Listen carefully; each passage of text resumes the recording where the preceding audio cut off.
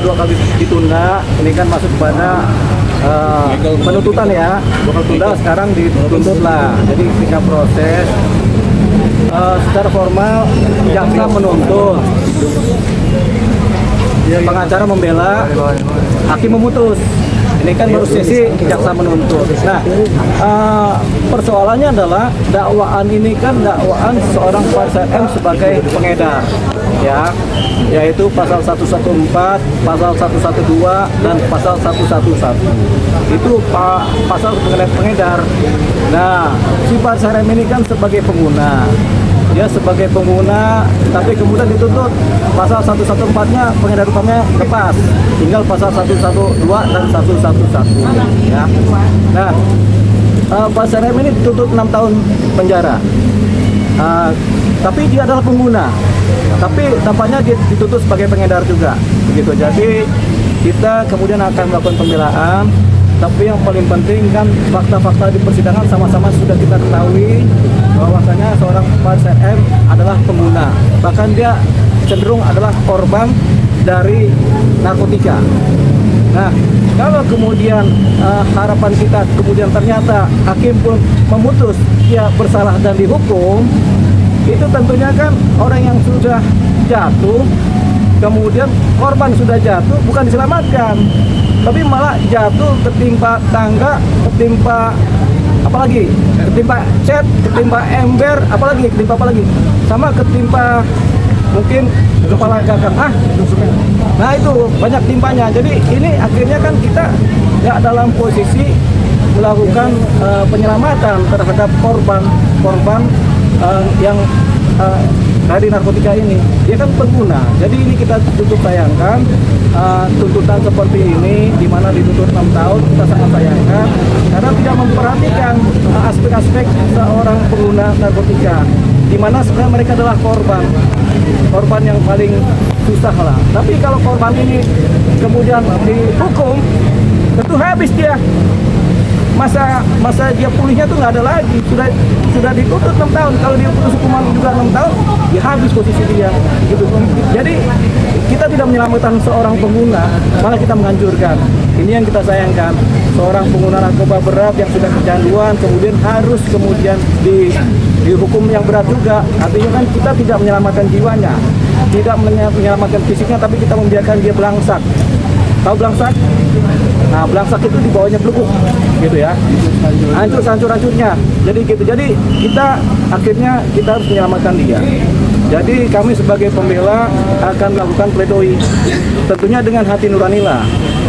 Apalagi pihak BNN, kepala BNN sudah menyatakan pengguna itu korban, jangan dihukum. Tapi ini kan masih tetap dituntut, ya kan? Mungkin hanya karena mematuhi prosedur dakwaan yang sudah telanjur diadakan, yaitu pasal ini di mana dia adalah pengedar dan dipaksakan, sudah nggak apa-apa. Namanya juga jaksa menuntut. Gitu, sebenarnya ada posisi jaksa bisa menuntut lepas juga atau menuntut rehabilitasi juga, ada posisi, tapi tidak digunakan oleh pihak jaksa, tapi mereka tetap menuntut 6 tahun masa penjara. Ini yang kami sesalkan. Sebagai pembela, sebagai pengacara, kami menyesalkan ini karena kami punya roh yang sama dengan kepala BNN, bahwasanya pengguna adalah korban. Jangan kemudian dihancurkan kehidupannya dengan tambahan hukuman. Nggak ada efek jerah kalau pengguna, karena pengguna itu kecanduan, harus direhabilitasi, bukan dihukum.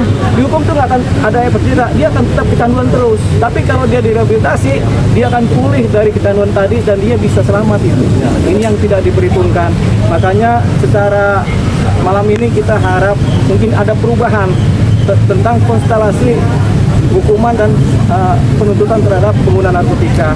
Jangan seperti ini. Nah, nggak apa-apa, ini diedarkan supaya nanti kita sinergi dengan BNN. Karena apa yang menjadi roh dari ucapan BNN kita pakai sebagai bagian dari hal yang sama. Itu tadi yang kemudian kami sebagai pengacara menyesalkan ini. Seorang pengguna adalah korban yang harus diselamatkan, bukan dihukum. Bang, ada kemungkinan buat rehabilitasi nggak sih Bang? Mungkin Bang, masih ada kemungkinan buat rehabilitasi nggak? Tentunya kan jaksa menuntut, pengacara membela, hakim memutus. Kita masih mengharapkan dari putusan hakim yang seadil-adilnya, di mana hakim juga bersinergi dengan institusi lain, di mana hakim akan memutuskan untuk direhabilitasi. Mungkin kan dia sudah menjalani masa tahanan, tapi ada mekanisme bagaimana menyelamatkan seorang pengguna yang sudah menjadi korban narkotika. Jangan kemudian menghancurkan. Ini kan nggak selamanya hukuman itu menyelamatkan. Hukuman itu seringkali menghancurkan, bukan menjadi orang menjadi baik, tapi malah menghancurkan orang. Begitu makanya kita kemudian mencoba menyadarkan ini masa depan teman-teman jaksa supaya lebih mengerti lah. Jangan mengikuti prosedur konvensional yang mungkin sekarang udah berubah pola-polanya. Kan kita mengikuti juga pola-pola zaman di mana pandangan berubah. Yang tadinya pengguna adalah bisa dihukum kemudian dipenjara, sekarang pengguna kan harus diselamatkan. Tapi ini jaksa masih menghukum, menuntut hukuman kan. Ini yang rasanya ini harus kita benahi di pihak kejaksaan dalam proses mereka menuntut.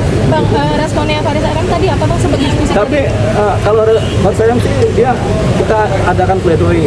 Jadi pledoi pertama dari pihak Faris RM sendiri sebagai pribadi, baik kemudian pledoi dari pihak pengacara. Tapi minggu depan sudah kita bisa jalankan. Tapi tadi maksudnya sempat menyayangkan atau gimana, atau sempat kecewa gitu? Ya, ada rasa kecewa sih Bang. Kita sudah menyayangkan, apalagi seorang Faris RM juga dia menyayangkan. Tapi kan dia dari awal sudah pasrah, bongkokan ya. Nah, dari awal dia bilang mematuhi proses hukum dan pasrah terhadap kasusnya. Tapi kan kita tidak melihat dari sisi dia.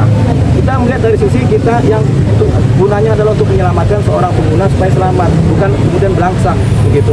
Itu tadi. Nah, kemudian dari posisi pledoi nanti, kami juga dari pihak pengacara akan melakukan upaya hukum lain, yaitu karena ada koruptor yang diabolisi dan diamnesti, ya kan? Kita juga minta abolisi dong. Ini kan kita korban nih pengguna nih. Masa koruptor aja nggak abolisi sama amnesti? Kita juga minta supaya seorang presiden diabolisikan begitu. Abolisi ini dihapuskan hukumannya atau amnesti atau apalah gitu. Dimana kita akan mengajukan surat kepada Presiden Prabowo 08. Kita minta supaya ini yang justru yang harus diabolisi yang begini, bukan koruptor. Begitu. Jadi kita sudah bikin surat. Mudah-mudahan besok kita sampaikan ke Sekretaris Presiden supaya nanti mudah-mudahan ditindaklanjuti. Jangan koruptor diselamatkan, tapi orang pengguna yang harusnya diselamatkan malah dibelangsakan begitu. Belangsak ya. Padahal Faris RM itu posisi besar ya Bang ya? Iya. Jadi layak polisi dan Oke. Lagi.